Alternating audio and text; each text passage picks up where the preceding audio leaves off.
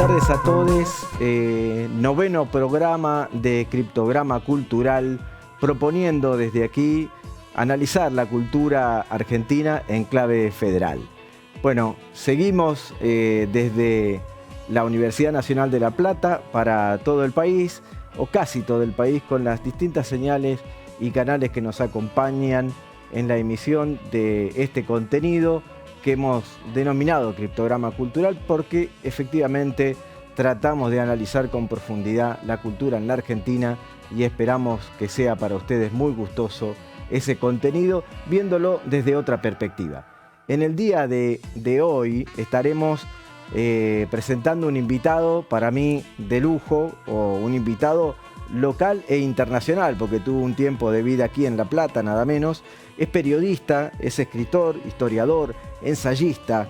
Se formó en las universidades argentinas, pero también tiene posgrado en Santiago de Chile, en Barcelona. Como periodista escribió en Clarín, en Ya, en Análisis, en Dynamics, en Primera Plana, en Diario Popular. La verdad que escribió en muchísimos espacios periodísticos, pero además trabajó en Suecia, en Chile, en Bolivia, en Paraguay, y sobre todo una publicación que a mí me quedó muy marcada, que es la revista Humor, donde su pluma fue realmente muy destacada. Estoy hablando nada menos que de Alejandro Tarruela. Es un escritor realmente que vamos a ver con mucho énfasis gran parte de su literatura, de su escritura, en algunos casos ensayos, en otros casos investigaciones históricas, como el trabajo sobre Güemes, pero en esta oportunidad una ficción que trae específicamente para pensar o repensar qué pasó con el general Aramburu. Y en la editorial de hoy, Cultura Liberada, esa es real. Porque no se puede detener a la cultura, no se puede encorsetar, no se la puede contener, mucho menos a la hora de expresarse libremente.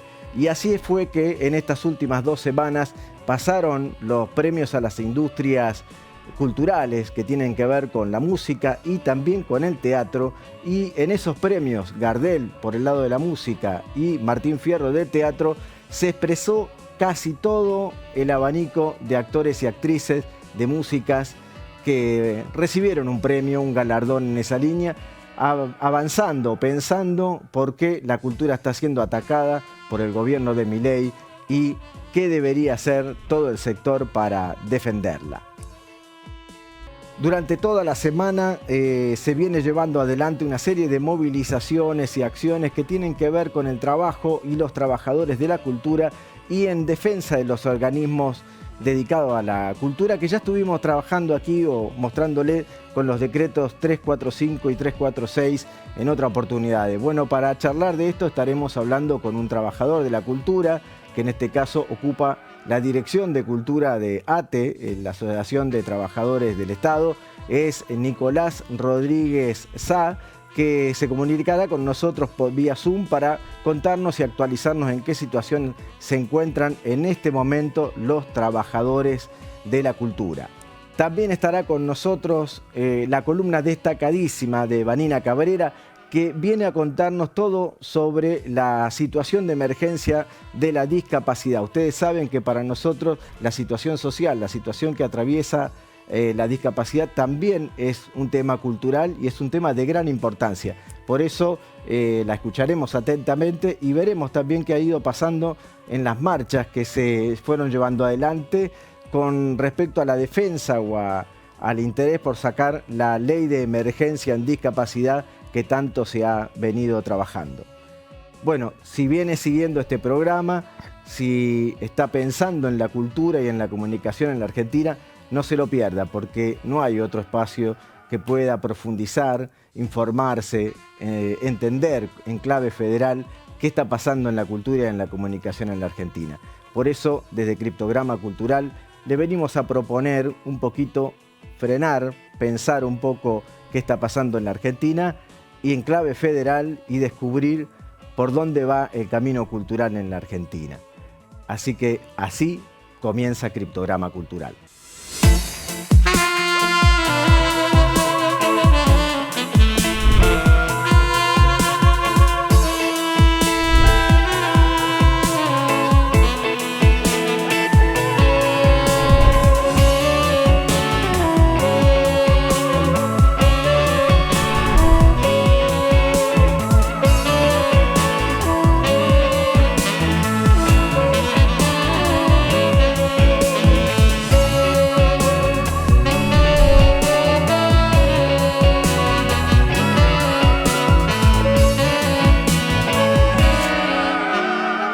Estamos en Criptograma Cultural y como lo anticipamos estamos en comunicación con Nicolás, que es trabajador de cultura y director de cultura del sindicato ATE, Asociación de Trabajadores del Estado de Cava, de la Ciudad Autónoma de Buenos Aires, e integra una mesa de trabajo intersindical y social que viene trabajando en la defensa, nada menos de las instituciones culturales nacionales, además de la defensa de los puestos de trabajo que le corresponden, por supuesto, al sindicato. Hola Nicolás, ¿cómo estás? Guillermo, a la audiencia, ¿cómo están? Muchas gracias por atendernos, Nicolás. Sé que venían también de distintas reuniones de trabajo y queremos saber, contarle a la audiencia federal, salimos en distintas provincias, cómo viene la defensa de los puestos de trabajo, pero también la defensa de los organismos culturales que hoy están en dificultad por estos decretos. En primer lugar, desde que llegó este gobierno, tomaron como el principal chivo expiatorio no solamente a los jubilados y a los diferentes organismos públicos, digo al Estado en general, ¿no? Y a nosotros como trabajadores del Estado, en general, nos vienen pegando desde el primer momento, con despidos, con cierre de organismos y con el salario, ¿no? Con un despidos encubiertos que tienen que ver con el salario. En esta mesa rápidamente reactivamos esta mesa de trabajo que había tenido allá en la posibilidad de pelear por las asignaciones específicas hacia el final del gobierno de Alberto Fernández, y habíamos conseguido la ampliación por muchos años de las asignaciones específicas justamente hacia estos organismos que hoy están afectando. Y esa mesa de trabajo, entre estos con vos, Guillermo, y con otros actores importantes de la cultura, la fuimos reactivando con lo que también había sido después la ley base que prácticamente hacía desaparecer a estos institutos. O sea, no, prácticamente no, los desaparecía directamente. Bueno, se logró excluir, y esto es muy importante porque es el antecedente de todo esto, ¿no? Y es lo que reclamamos también a los legisladores nacionales, que cuando delegan las facultades, ponen y observan claramente que no se puede desaparecer los organismos culturales, que es directamente lo que hacen con 4 institutos nacionales, entre ellos el más de renombre y con más relevancia, pero no por eso más importante, es el Instituto Nacional Juan Domingo Perón, pero también el newberiano, el browniano y el belgraniano, y la evaluación que hacemos nosotros también como actores de la cultura es la disolución, o sea, no la disolución virtual y concreta y real, en realidad, más allá de que permanezca el cascarón del INT, de la CONAVIP y de la Comisión de Monumentos, porque a eliminar los consejos federales, o como se llamen, depende del organismo, y al concentrar las decisiones en cuanto a la asignación de políticas, lo que se está haciendo desaparecer es el núcleo, la esencia de esos organismos. Así que bueno, en este caso, y fundamentalmente centrados por el teatro como el INT como principal organismo, pero nos reorganizamos con los actores fundamentalmente de la cultura, la asociación.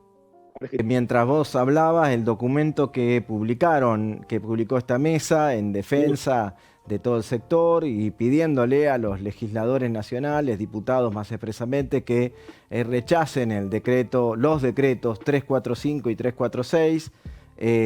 También entiendo que durante toda esta semana hubo una serie de actividades, entre ellas una movilización muy grande al Ministerio de Desregulación que conduce Sturzenegger, y que, ahí decae un poco la situación con respecto a los trabajadores. Si bien todos estos organismos que estamos nombrando son organismos con una gran presencia federal, o por lo menos lo eran antes del decreto, muchos de ellos funcionan, todos para ser preciso, funcionan en la Ciudad Autónoma de Buenos Aires, y los trabajadores y trabajadoras dependen de alguna manera de la competencia sindical de ATE, la capital federal, digamos, ¿no? Entonces, en este sentido, y poco pidiéndote que nos actualices, ¿en qué situación están los trabajadores y las trabajadoras? Porque mucho argumento de que parecía que funcionan sin trabajadores, digo, que les pareciera a ellos que sobra gente. Y en esta cosa de sobrar gente,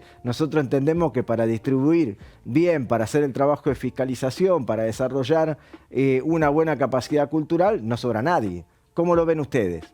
No, claramente.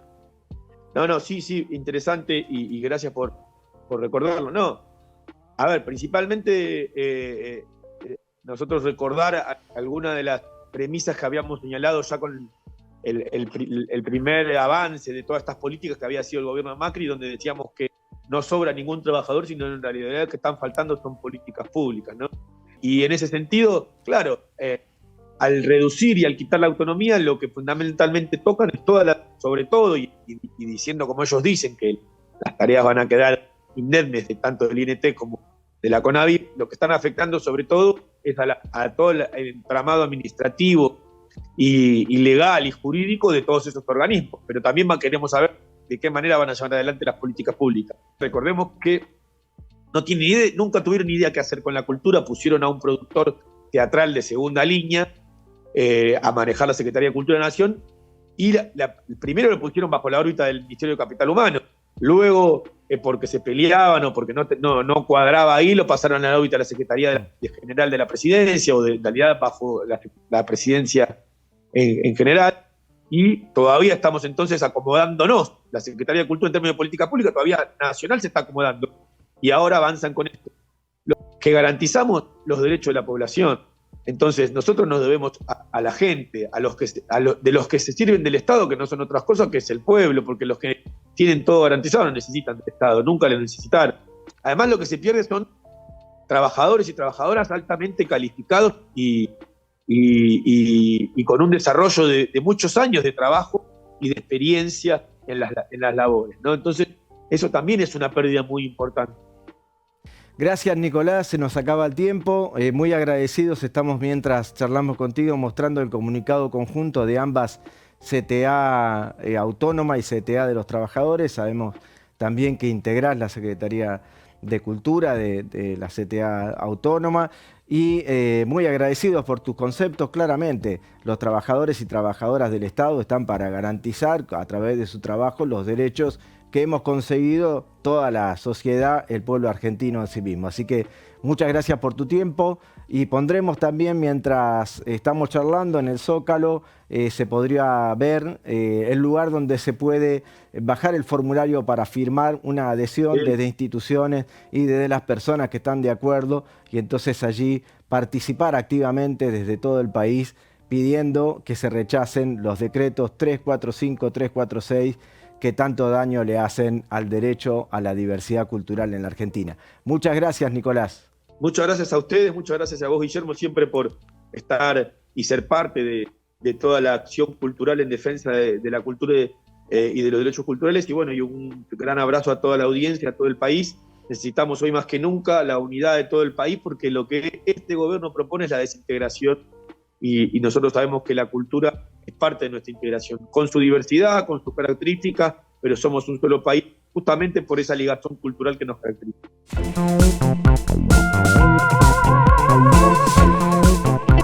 Cultura liberada. El sector cultural empieza a perderle el temor al terrorismo cultural que intenta imponer el gobierno de Milei. Esa es la realidad, porque de esa manera viene atacando el desregulador serial, tanto en los organismos descentralizados, también en las opiniones que brinda por la red X o por las otras redes sociales. Digo, no se privan de nada, esta es la realidad. Ha tenido una grosería y un ataque constante contra trabajadores y trabajadoras de la cultura, y sobre todo sobre artistas, ¿no? Aquellos que se atreven a opinar o se atrevían a opinar un poquito distinto nada más en el área política o en lo que tenía que ver con la política cultural.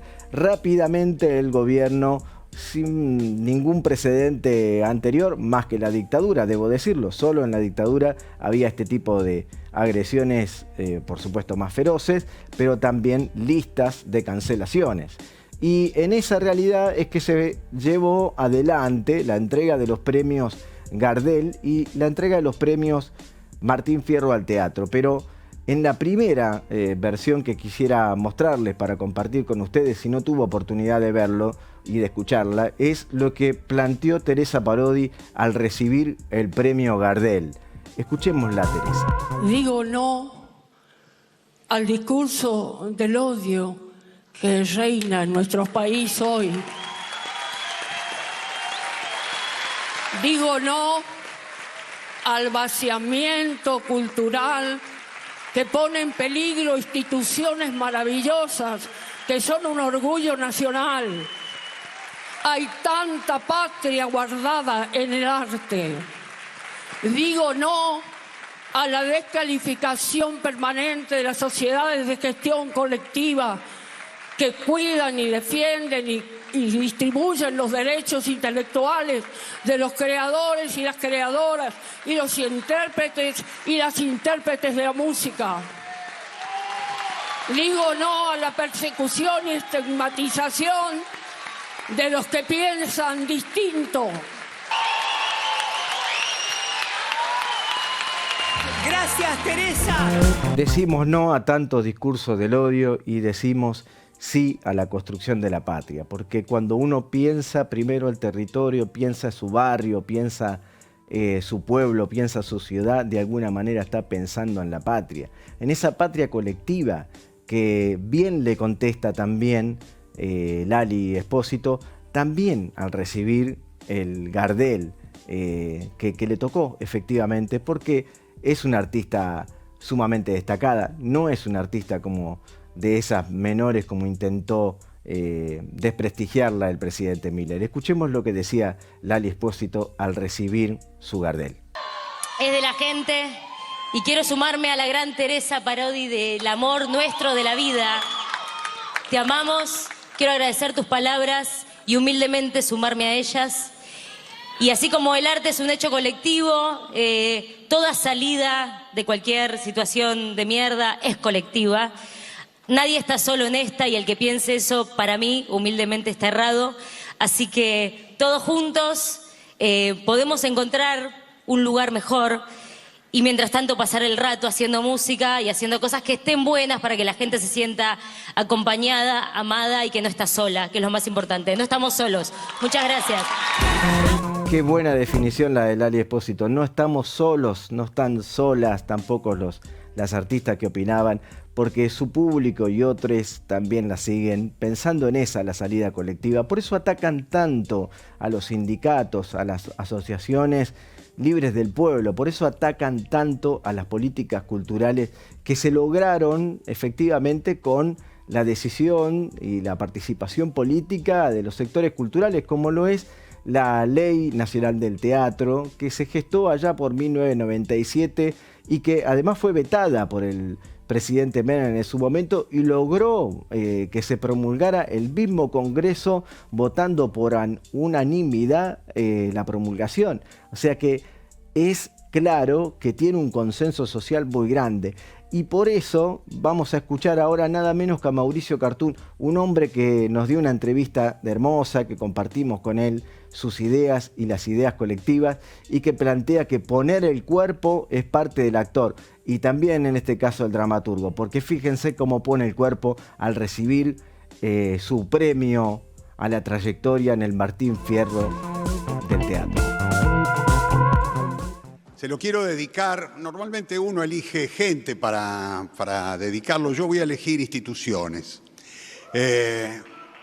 Dos fundamentales sin las cuales los que trabajamos en el teatro independiente no podríamos, esto no sería posible. Yo no hubiera hecho las obras que hice si no existiese en principio el sistema de cooperativas de la Asociación Argentina de Actores. Un sistema que nos brinda seguridad, cobertura, pero además que nos organiza en un sistema hermoso, en el bellísimo sistema colaborativo, cooperativo, solidario y mutual. Zurdo, para decirlo de alguna manera, y orgullosamente zurdo.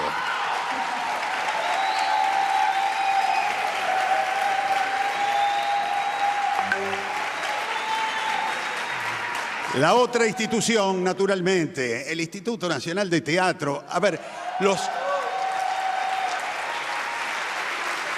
todos los espectáculos que yo estrené en los últimos 20 años, de una manera u otra, tuvieron apoyo del Instituto Nacional de Teatro. Porque tuvo un subsidio, porque nos dieron unos pasajes para una gira o porque nos invitaron a una fiesta nacional del teatro. Hoy, que está pasando un momento realmente dramático, hoy mismo, creo, la Asociación Argentina de Actores ha lanzado una convocatoria de firmas para proponer en el Congreso que los legisladores de alguna manera se opongan a ese decreto 345 y 346 que de alguna manera desmantela no solo al instituto, sino a distintas instituciones oficiales de la cultura. Los invito a buscarlo, lo encuentran en redes sociales, adhieran y compartan, es sano. Gracias Mauricio, gracias Teresa, gracias Lali, porque no solo le ponen el cuerpo, sino que abandonaron su baldosa de metro, como le suelen decir, para poder pensar en un colectivo mucho más grande, ¿no? Se pusieron a disposición, nadie los llevó, nadie les pagó, nadie los llevó de las narices con un colectivo, como suelen decir, para expresar determinada cosa. No, en ese lugar donde son galardonados, justamente dejan de lado el momento de la emoción personal, el momento del disfrute personal, para ponerlo al servicio, su voz, su palabra, su prestigio al servicio del colectivo y de las colectivas culturales que están viviendo una situación tan difícil. Y por eso también me gustaría terminar esta editorial pasando la palabra de Pablo Echarri, colega, compañero también de trabajo en algunos casos, pero sobre todo el que deja de lado su característica de dirigente de la institución Sagay para pensar en un todo mucho más amplio, ¿no? No es solamente el teatro, es también la ficción, es también los espacios populares como las bibliotecas o tantísimos otros que necesitan la unidad de todo el sector cultural, la unidad de los trabajadores y las trabajadoras. Pero mejor escuchémoslo a Pablo Echarri y con esto me despido porque sus palabras son mucho más elocuentes que las mías. Pablo Echarri. Entrega por ANTRA a la señora Alicia Pedrelli. Todo lo que nos haga crecer, nosotros lo agarramos. Y que hoy nos toque el Martín Fierro realmente nos da una pátina de brillo más grande aún. Primero, este maravilloso teatro argentino que tenemos es como consecuencia de dos cosas puntuales. Una fueron leyes de Estado, ¿no? Políticas de Estado que impulsaron esta actividad para que esta actividad en los últimos años haya crecido a, como dijo el jefe de gobierno, a lugares insospechados. Yo pensaba que estábamos por detrás de Londres, pero pareciera ser que también puede ser que estemos por detrás de Nueva York. El espectáculo teatral argentino ha crecido al calor de esas políticas de Estado y de la televisión abierta.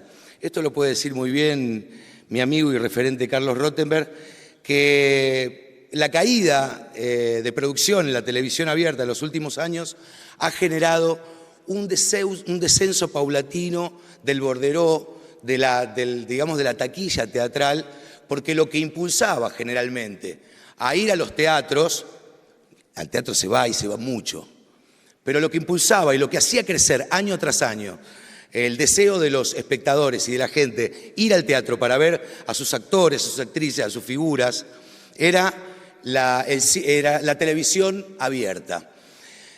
Unámonos todos los que hacemos los que somos parte del espectáculo y del entretenimiento para ir detrás de las reglas y de las leyes que puedan impulsar una vez más al audiovisual en general en la Argentina y a la televisión abierta en particular, para que el teatro siga creciendo y para que exista un espacio de entretenimiento entre el audiovisual y lo teatral más grande aún del que hay. Estos son momentos donde muchos de nosotros nos sentimos que estamos resistiendo y nos sentimos rebeldes también. Para todos esos argentinos y argentinas, actores y actrices, que sé que somos muchos y que no estamos pasando el mejor momento, que resisten y que también son rebeldes, dicen lo que piensan, sigan para adelante, porque la noche puede ser oscura, de hecho lo es, pero pronto vendrá el día. Muchas gracias. Debo reconocer que en Criptograma Cultural muchas veces nos damos algunos lujos y algunos gustos. Yo, en lo particular, porque entrevistar a maestros, como hemos logrado hacerlo en el día de la primera temporada y en esta segunda temporada, no es otra cosa más que un gusto que uno intenta darse y compartirlo con la audiencia, porque para mí, que esté con nosotros hoy Alejandro Tarruela es sin duda un maestro del periodismo. Ha transitado la radio, la televisión, la prensa escrita, la literatura, la ficción en la literatura, la investigación, la historia. De verdad que más no sé si se puede hacer. Hola Alejandro, muchas gracias por venir. ¿Cómo estás, Guillermo? Un gusto para mí estar en la Universidad de La Plata y en su parte mediática. Claro, por supuesto. Gracias a la Ley de Servicio de Comunicación Audiovisual, que tanto hemos luchado, ¿no? Porque Sí, hemos dado paseos con eso, dando vueltas para lograr su aprobación. Exactamente. Tuviste un tiempo de vida aquí en la ciudad de La Plata, ¿verdad? Sí, para mí fue una parte muy importante de mi vida, muchos años, y viví en muchos lugares de acá. Estuve en La Plata, en lo que era la Granjita, me parece que San José ahora, yendo hacia Bransen, en Ensenada, que yo siempre digo, yo viví en la Chinecita porque era la Ensenada de los... Vivía al lado del astillero, frente a la selva, ahí el Parque Pereira. Se filmaba un montón en esa época. Exactamente, y lo que era ese escenario de Ensenada maravilloso. Viví en Citibel y en Villa Elisa, así que tuve tiempos de gran producción industrialista en la Argentina, sí, claro. Y también en la cultura, porque acabas de nombrar justamente en cine una forma muy industrial en aquella época. Exactamente, sí. Bueno, y por otra parte lo que era la importancia de los medios en La Plata, porque yo escuchaba la radio de la universidad, escuchaba Radio Provincia, eran radios muy fuertes, la provincia era tan importante como Radio Rivadavia en esos años, ¿no? Y casi perdemos una pluma destacada en la Argentina, porque hace poco me enteré que iniciaste un camino en el fútbol que estuvo a punto de ser profesionalizado por completo. Sí, pues estaba, cuando estábamos yéndonos de mi familia, ¿no? De acá, yo estaba entrando en la séptima con Miguel Isgomirelos, que me había tomado los exámenes esos que se tomaban jugando al fútbol, y entraba en la séptima y ahí vino la mudanza de La Plata a Benavides, 100 kilómetros. Imposible, realmente. Por eso a veces me preguntan, ¿vos querías ser escritor, periodista? Yo digo, no quería ser jugador de fútbol. La vida nos va llevando por distintos lugares y de eso vamos a ir hablando, porque tu producción como periodista, por supuesto, muy amplia, pero también como escritor de libros. Yo tenía, debo confesarte, muy pocos libros en mi haberte leído. Después, cuando empecé a darme cuenta, digo, son muchísimos los textos que has escrito. Y la gente, seguramente alguno de todos los que has escrito debe conocer, porque has atravesado temáticas muy, muy fuertes. Vamos a dejar en este momento a una pausa y cuando volvamos entramos directo en tu literatura, ¿te parece? Muy bien. Pausa.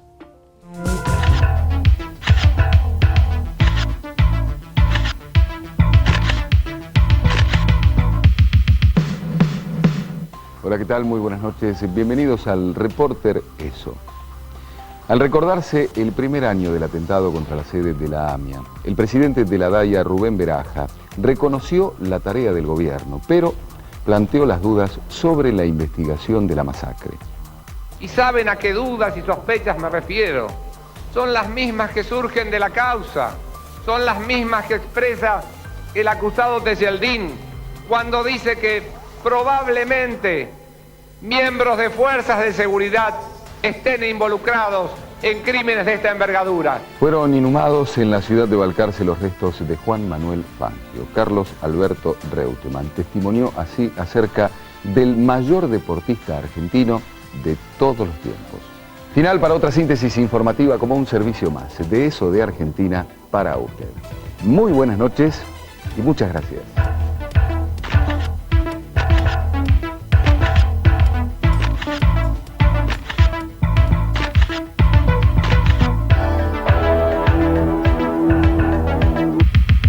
Seguimos en Criptograma Cultural analizando la cultura y la comunicación en clave federal, hoy con Alejandro Taruela de invitado, y acabamos de ver un pequeño fragmento del ciclo de noticiero Reporter ESO, que bueno, Alejandro tuvo la oportunidad de ser el productor general. Cambió la historia de los noticieros, así por lo menos lo dicen los libros de texto. Yo te juro que lo estudié en la universidad y por eso me parecía importante nombrarlo. Claro, sí, hicimos un noticiero de 15 minutos diferente a los reportes anteriores, que se caracterizó por ser información sin comentarios, ¿no es cierto? Que era una síntesis, pensando en el público más que en lo que habitualmente se hace, que es ver la opinión de los conductores, ¿no es cierto?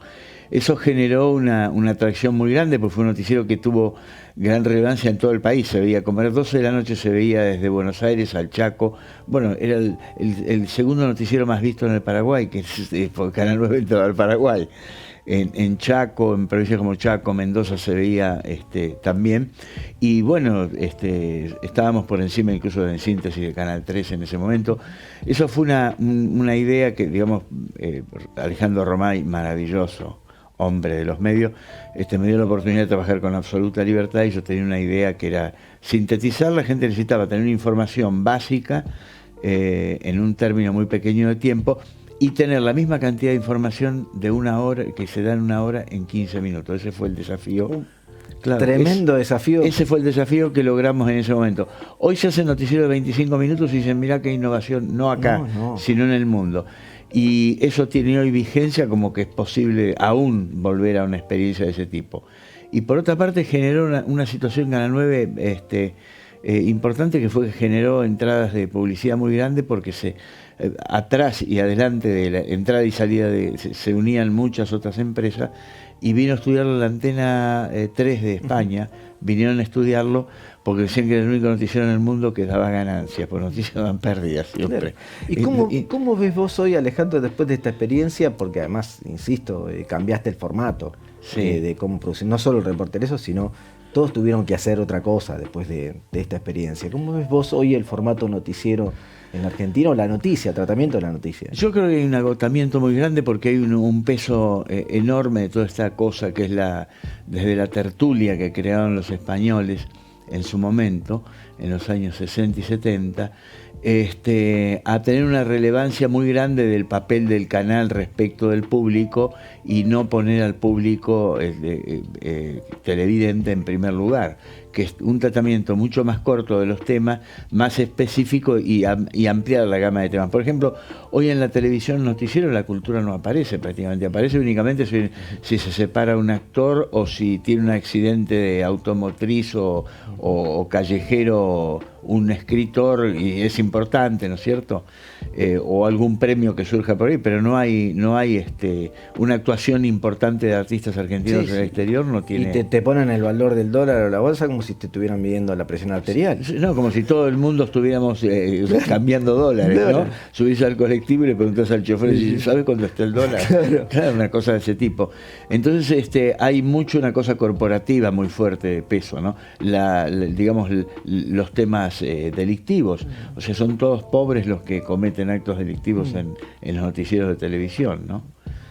Y bueno, entonces en ese lugar también me iba a detener, pero por otro ángulo, ¿no? Porque escribiste una cantidad de investigaciones muy grande. Yo me anoté algunos nada más de los libros que me parecieron sumamente interesantes. La historia de la sociedad rural y sobre el peronismo.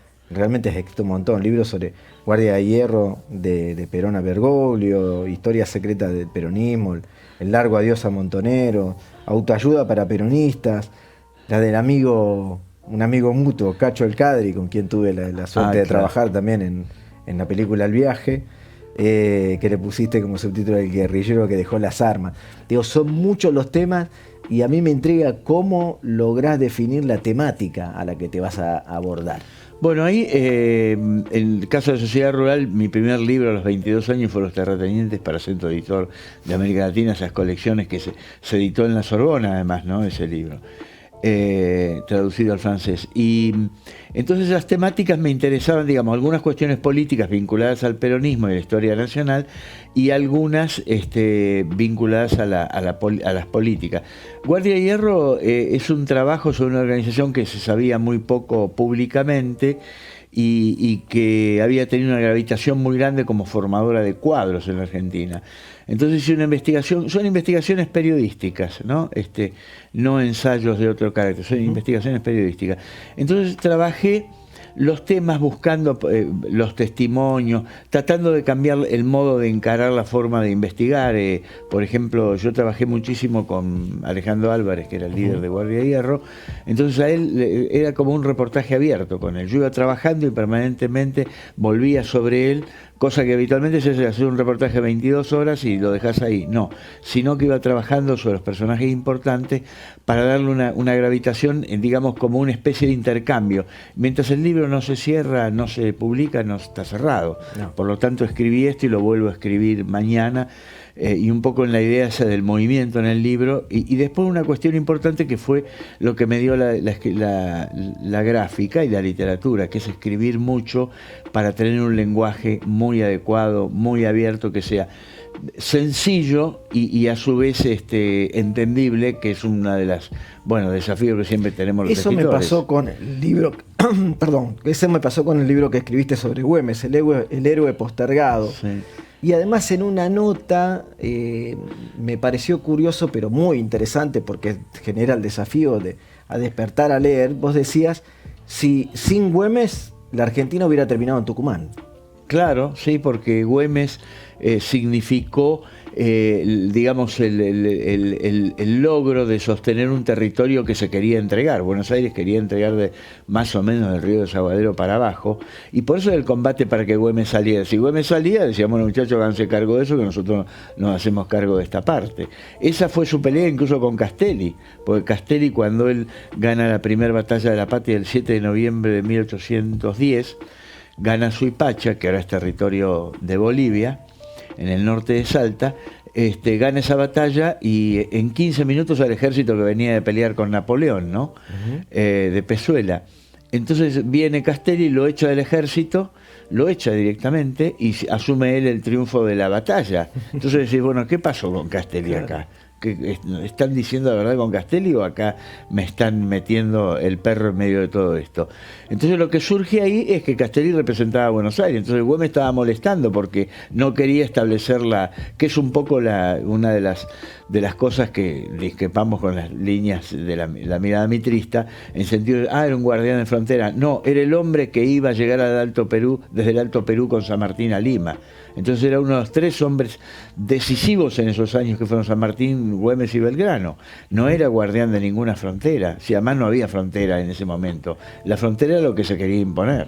Justo Mitre, que citaste, que en uno de los libros de La Sociedad Rural vos planteás que, bueno, el primero que en realidad le puso un canon ¿no es cierto?, a la exportación fue Mitre. Sí, y acá sí. Las retenciones, las famosas retenciones. Las famosas retenciones tratan de populista, cualquiera que pone un canon, y bueno, trátenlo de populista Mitre, entonces. Claro, exacto. Y bueno, en este caso, aquí tenemos el libro, el último libro que estás presentando, que es el último porque es el más cercano, porque estoy seguro que tenés mucho trabajo por dar. Las 2 muertes de Aramburu, que es una ficción, sí, ¿no? El general que nunca fue fusilado. El general que nunca fue fusilado. Contanos por qué arrancaste ¿cómo fue, digamos? ¿Qué te motivó? ¿Qué hizo que arrancara? Yo hacía periodismo a los 20 años, además estuve mucho ligado a periodismo con los gremios, trabajé muchísimo con gremios toda mi vida, aún hoy, ¿no? Entonces yo venía, digamos, militábamos políticamente en Avellaneda. Ocurre que presto una carpa que era una novia mía y va a caer a través de un compañero que estaba ahí en la casa donde va a pasar el cadáver de Aramburu. Se decía que lo habían fusilado y Aramburu estaba muerto ya de días antes. Qué momento difícil, justo algo de tu propiedad en esa situación. Exacto, entonces que agarran mi carpa, envuelven el cadáver de Aramburu y lo llevan a Timote, Ahí yo me entero de eso, pero tengo la indicación clara, si vos llegás a decir esto nos matan, porque es un secreto de Estado. Claro. Imagínate que la persona que detienen en ese lugar, que es el que entrega, que participa en la entrega del cadáver de Aramburu, Wenceslao Orué, es detenido en ese momento, pero por el capitán Aldo Luis Molinari, no por la fuerza de la policía o el ejército, sino un hombre de la Marina que pide, digamos, apoyo a la Policía Federal para eso, lo lleva preso y el gobierno de Onganía niega totalmente que está preso. A los 10 días tiene que salir el ministro de Turismo y Cultura, Premoli, el coronel Premoli, a decir sí, lo tenemos preso. Bueno, ese hombre desaparece de la historia argentina, aparece muerto después de la dictadura por las 3A, cosa que no es cierto.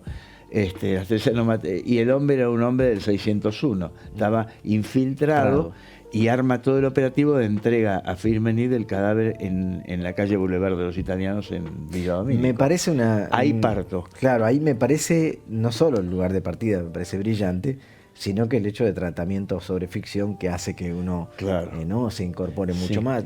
Siempre la ficción ha tenido como posibilidad de dejarnos, aunque uno no crea, mayor cantidad de conocimiento que el tratamiento duro, ¿no? Totalmente, porque lo que nos permite eso, como decía Humberto Eco, es que la ambigüedad que te produce la ficción es el espacio del lector. O sea, yo por eso digo las 2 muertes. Bueno, hay 2 muertes, perfecto. Yo voy a contar una de ellas. De algún modo sería eso. El libro salió hace poquito, te vimos presentarlo conjuntamente con Gustavo Silvestre y había otro colega. Hernán Brienza. Hernán Brienza, exactamente. ¿No? Un momento de tensión ahí, me parece. No, con Hernán, pero Hernán planteó una posición y hubo gente del público que se tensó. Pero a mí me pareció interesante. Hernán lo que planteaba era, bueno, una posición, digamos, una apreciación diferente respecto del libro y que enriquecía, digamos, producía un debate interesante, ¿no? El libro está editado por Editorial Marea, que también es la que publicó mi libro de Güemes, El héroe postergado, y que dirige Constanza Brunel, que es una periodista también y editora. Ya está distribuido, se puede adquirir está en las librerías, exacto. Perfecto. Desde la provincia también supongo que debe haber compra online y ese tipo de cuestiones. Sí, totalmente. No, además está en librerías también y voy a venir a La Plata a presentarlo en 2 lugares y en Ensenada también, próximamente. Agradezco enormemente la dedicatoria, Alejandro, de verdad me siento muy honrado, te digo sinceramente. Y el Criptograma Cultural por tu presencia. Nos vamos a una pausa y seguimos conversando con Alejandro Tarruela, un maestro de la escritura, pero también del periodismo en todos sus soportes.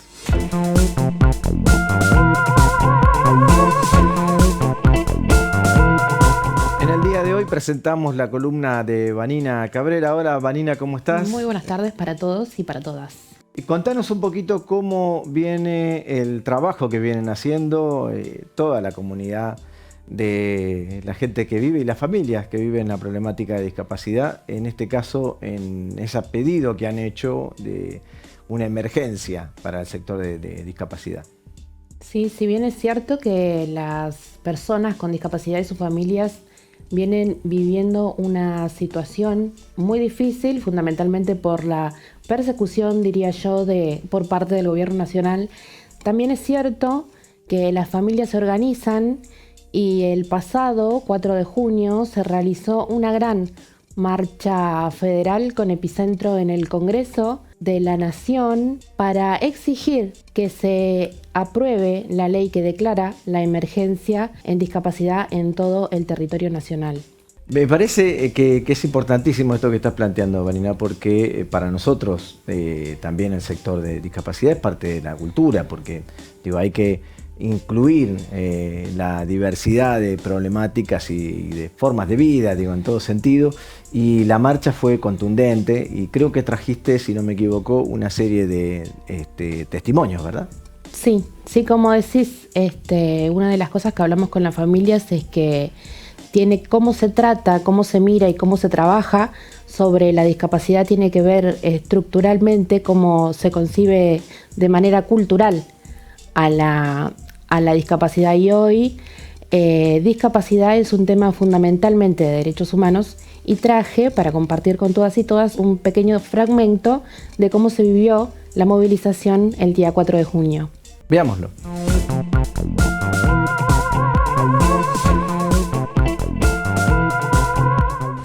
Bueno, mi nombre es Nilda Díaz, yo pertenezco a la Asociación Civil, soy la presidenta de la Asociación Civil, mi amigo Dino, estamos ubicados en Merlo.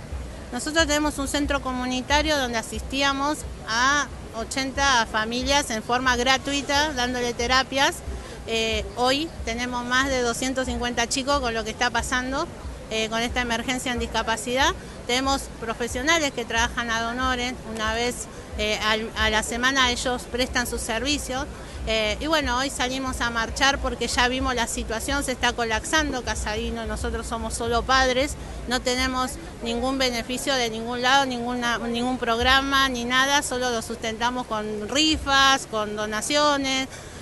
Y con personas que yo digo que son como angelitos, mis terapeutas que trabajan día a día con nosotros, que realmente necesitamos ser escuchados. Nuestros hijos mayormente son un autismo no verbal, ellos no pueden decir lo que les pasa, entonces hoy somos la voz de ellos. Yo acá salgo, puedo tener mi ideología política, pero salgo como mamá. Yo hoy vine sin ningún partido, sin ningún político que nos esté atrás nuestro, sino que yo vengo como familia, con mis mamás, con las mamás que pudieron venir. También pertenezco a la red de nodos bonaerense, red federal. Somos 49 nodos que estamos en toda la provincia de Buenos Aires, donde hacemos el mismo trabajo, asistimos a las familias, le damos apoyo.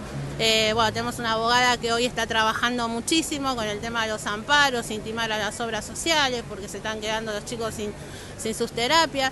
Así que es un trabajo muy comunitario y social que yo digo que si lo podemos hacer nosotros que somos padres, lo puede hacer el Estado. Hoy creo que está muy ausente el Estado nacional, decir provincia no nos puede ayudar mucho porque también están recortados sus recursos. Y bueno, ya creo que tenemos que salir por eso, porque ya no sabemos a dónde y a quién pedir la ayuda para que Casadino en su momento no cierre las puertas, porque si sigue colapsando de 200 chicos se me va a pasar 300 y así, y no sabemos cómo seguir abordando el espacio. Bueno, importantísimos los testimonios de la gente y sobre todo esta gran organización que se está gestando. ¿Cuáles son las expectativas que tienen, Vanina, con respecto a cómo continúa la tarea?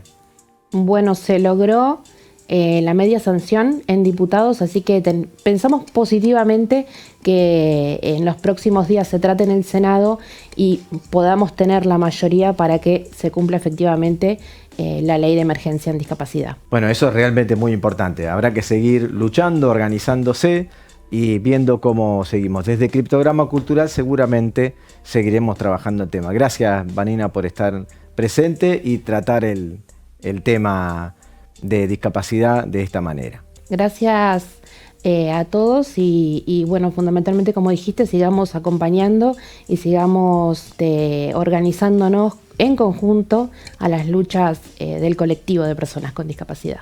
Continuamos.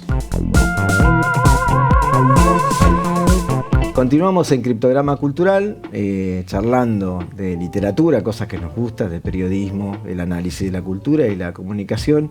Y bueno, nos gusta meternos adentro del texto un poco, sin espolear demasiado, Alejandro, pero a mí una de las cosas que me surge es qué pasaba con el vínculo con Perón en este momento, ¿no? Con no solamente los montoneros, sino todo el sector de la fuerza de resistencia al golpe, no solo de Aramburu, sino al resto, digo, ¿no? Claro. Bueno, ahí había una situación que era el régimen de Onganía se caía solo prácticamente. Aramburu había generado una fuerza con sectores liberales, digamos, colorados, habituales, que habían llegado a la conclusión de que iba a venir a la Argentina un golpe que era lo del 76, digamos, ¿no? Avanzado quizá con otras características, pero era eso. Un ala mucho más dura que la anterior. Yo recuerdo que a Onganía, digamos, hemos hablado en otro momento, hubo muchas movilizaciones, acciones militantes. Onganía, claro, de alguna manera permitía. ¿No? Nos movimos mucho en incluso el periodismo, ¿no? Las tapas que le hicieron, la tortura. Un periodismo de alto nivel en ese momento. Extraordinario. Entonces, en el periodismo, en Primera Plana, confirmado en otras revistas, en Inédito, una revista que era quincenal, que dirigía María Monteverde, aparecía un movimiento que lo llamaban el PAF, Perón, Aramburu, Frondizi. ¿Qué pasaba? Aramburu había pegado un giro muy grande y comprendido la necesidad de incorporar el peronismo, de legalizar todo. Entonces habló con Perón había hablado con Perón en España, ¿no? Cosa que lo corrobora Fermín Chávez, por ejemplo, ¿no? Entonces Perón dijo, bueno, hagan y veamos qué pasa. Si se hace ese cambio, vamos a llamar a los partidos políticos, vamos a producir el regreso suyo, toda esta cosa. Y Perón iba articulando sus fuerzas políticas, conduciendo al movimiento peronista. Perón proscripto, Perón Exacto. Condenado por traición a la patria, ¿no? Digo, exiliado en España. Pero conversando con sectores muy importantes de las Fuerzas Armadas. Digo, ¿hay alguna similitud con lo que le pasa al peronismo? En este momento, claro, bueno. Exacto. Bueno, en vez del partido militar, el partido judicial ahora. Entonces, se desarrolla, Perón los deja caminar. Y es ahí donde va a surgir, digamos, ese armado que pensaban hacer una apertura de la Argentina. Había un plan, Aramburu había visto mucho las ideas de los yugoslavos, ciertas ideas de países nórdicos, ¿no es cierto?, en la estructura del Estado, y pensaban articular con Perón un cambio muy grande en la organización del país en la perspectiva histórica. Había una perspectiva muy interesante. Perón había, digamos, asimilado el hecho de que era con Aramburu, viendo que podía ser posible, dice que él acompañaría eso, no se compromete. Entonces, en ese momento, cuando surge, Aramburu salía todos los días de su casa, porque jamás nadie entró a la casa de él y toda esta cosa, que se hizo lo que aparecía después en la causa peronista, porque un general de la Nación lo va a detener un general de la Nación de su mismo rango, no puede ir a un grupo de cadetes con pinta. Como se vio en la ficción también. Exacto, que se hizo sobre. Exactamente, estudiantes secundarios que además van a la casa y cuentan ellos mismos, que dice la señora dijo, voy a hacer compras, van a hacer un secuestro y la señora sale de compras, ¿viste? Cosas de ese tipo hay una cantidad.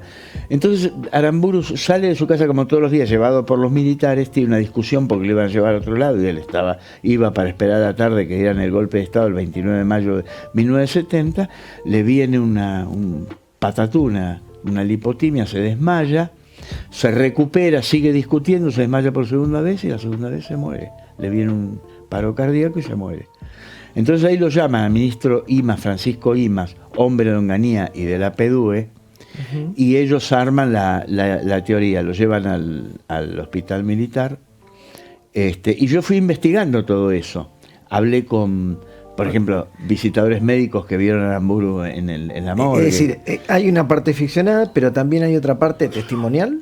Testimonial, claro, sí, voy contando los testimonios. Yo fui hablando con personajes importantes de la época, recuperando mucho material de diario. Fui a diarios españoles a recoger La Vanguardia, el diario ABC, el diario Madrid, que ya no existe más en España, ¿no? Un diario importante en esa época, revista, Primera Plana, la revista de Neusta, de Extra, diarios de la época, Clarín, y viendo un poco todo cómo se desarrollaba ese capítulo. Entonces eso lo fui incorporando y después hay una guía de fuentes donde yo tomé, en medio de la ficción, que hay aspectos de los momentos que yo viví y otras cosas que después armadas en función de la ficción. Entonces ahí voy desarrollando ese plano, ¿sí? ¿Cómo sucedió todo eso? ¿Cómo puede ser que nunca hayan hablado de que había ciertos acuerdos, ciertas cercanías, que había habido conversaciones? Recordemos que además que Aramburu era formado en Sancray, la Academia de Napoleón, que hablaba con De Gaulle y que De Gaulle tenía una relación muy fuerte con Perón. Entonces hay muchos que sostenían que André Malraux fue el escritor francés, ministro de Cultura de Gaulle, fue uno de los hombres que produjo el nexo el acercamiento, Perón, exactamente, que habilitaron como que era posible todo eso. Bueno, la muerte de Aramburu tira todo abajo y entonces ahí, en ese momento, sale Montoneros.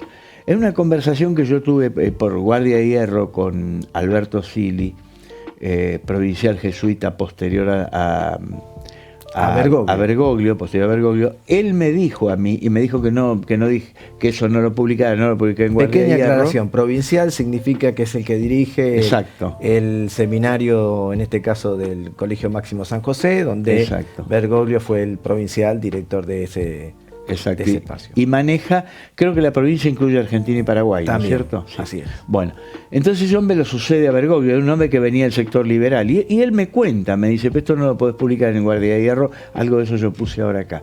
Entonces me dijo, en 1965 la Orden Total votó apoyar el golpe a Onganía y apoyar la formación de montoneros. Y dice, toda la orden votó a favor de las dos cosas, el golpe a Onganía y la formación de montoneros. Hubo un solo voto en toda la orden jesuítica que estuvo en contra de todo eso. Jorge Bergoglio me dijo, ahí tenés la personalidad del hombre.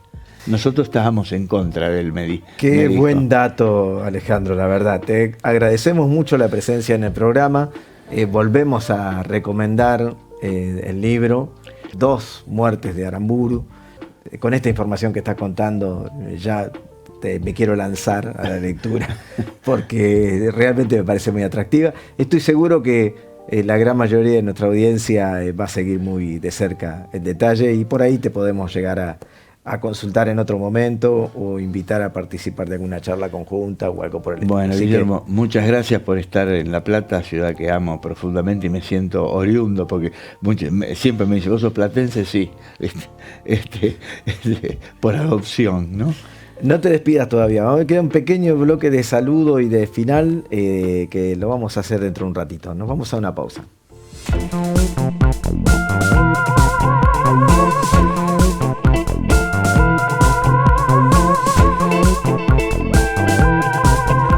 Criptograma Cultural, espero que le haya sido de buen gusto, porque, bueno, si es así, síganos en las redes sociales, denos un me gusta, suscríbase al YouTube, tanto de Criptograma Cultural como al de la Universidad Nacional de La Plata, o de cualquier otro canal de donde lo esté viendo, porque es importante. La televisión pública por donde salimos, las universidades públicas por donde también salimos, son medios de información, de comunicación, de entretenimiento también, pero sobre todo de unidad en acción para la defensa de la comunidad, del pueblo, para seguir educándonos y seguir un camino solidario.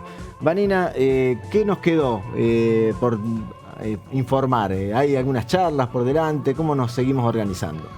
Esperemos que las próximas sean buenas noticias para el colectivo de discapacidad, y dejamos nuestras redes sociales, que es @Asociación Sin Fronteras a la Discapacidad, para seguir de cerca toda la información que esperamos que sea positiva en los próximos días. Síganlas a las redes, porque Vanina está dando charlas también para informar un poco más sobre el detalle de la ley, sobre las necesidades, sobre cómo acceder a los derechos que corresponden a la diversidad y a la discapacidad en la Argentina, en todo el territorio. Así que es importante. Alejandro, agradecerte nuevamente. Gracias por el libro, gracias por haberlo hecho, el libro especialmente. Y sabemos que vas a estar aquí en La Plata también dando charlas, ¿verdad? Sí, seguramente voy a estar próximamente en un par de lugares y en Ensenada también, presentando el libro y conversando, teniendo la oportunidad de hablar con la gente de todo esto, ¿no? Esperemos haber dado algún puntapié, algún inicio, porque creo que a mí me entusiasmó enormemente la ficción, con los datos que diste, fueron realmente muy importantes, sin espolear nada, pero realmente entusiasma entrarle a la historia de distintos lugares. La historia, lamentablemente, en la Argentina parece que se repite cada vez más. Esperemos que alguna vez le encontremos la vuelta para colectivamente, ¿no? De eso se trata, ¿no? De trabajar para esclarecer en cierto modo desde el ámbito de la investigación y también del arte, ¿no? Muchas gracias a todos, a todas, a todes, y a ustedes especialmente por seguir Criptograma Cultural y todos los canales y señales públicos, universitarios y provinciales por donde salimos. Denos un me gusta, ya les dije, síganos porque es muy importante. Y así la próxima semana Criptograma Cultural seguirá analizando la cultura y la comunicación en clave federal.